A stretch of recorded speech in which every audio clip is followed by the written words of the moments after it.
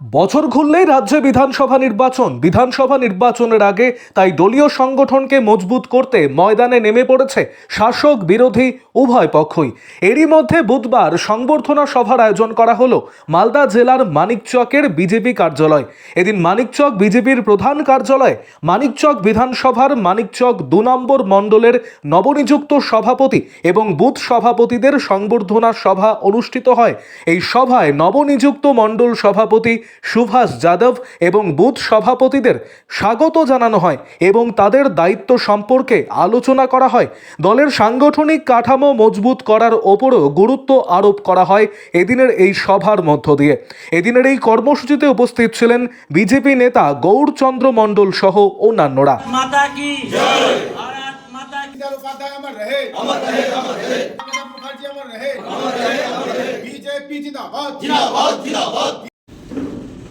সবকিছুর উত্থান আছে তো পতন আছে।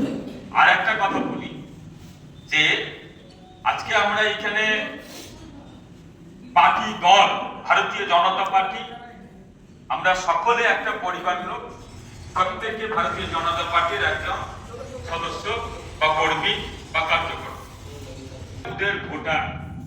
আর ওই বুথটার একজন আমি সক্রিয় কার্যকর্তা। তারপরে আস্তে আস্তে লেভেল থেকে দিল্লি সে আমাদের প্রধান ঘোষণা করা হয়েছে, তাদেরকে একটা সম্বর্ধনা দেওয়া, সাথে সাথে ওর উৎসাহ যোগানো এবং তাকে কাজ করার প্রেরণা যোগানো। একসঙ্গে আপনার সাথে ভারতীয় জনতা পার্টির কার্যকর্তারা আছি, আমরা সকলে মিলে একসঙ্গে কাজ করব। তারই আজকে এখানে ডাকা হয়েছে সম্বর্ধনা সভা।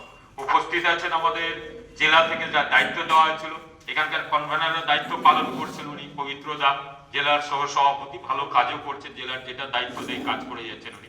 উপস্থিত আছেন আমাদের প্রাক্তন গোলাচুলে আর কি এখন বর্তমানে আছে প্রভাস মন্ডল আছেন, মন্ডল সভাপতি প্রাক্তন, নবনির্বাচিত মন্ডল সভাপতি আমাদের আগে যুব মোর্চার সাধারণ সম্পাদক ছিল, এখন নবনির্বাচিত ওই মন্ডল 2 এর সভাপতি আমাদের পিন্টু যাদব, সুভাষ যাদব যাকে বলা হয়, উপস্থিত আছেন।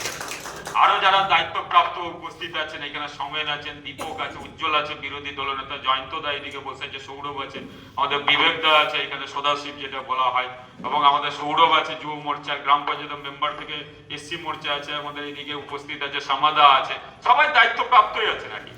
সকলকে গৌরীক অভিনন্দন জানাচ্ছি। তুই একটা কথা আমি শুধু বলবো এখানে,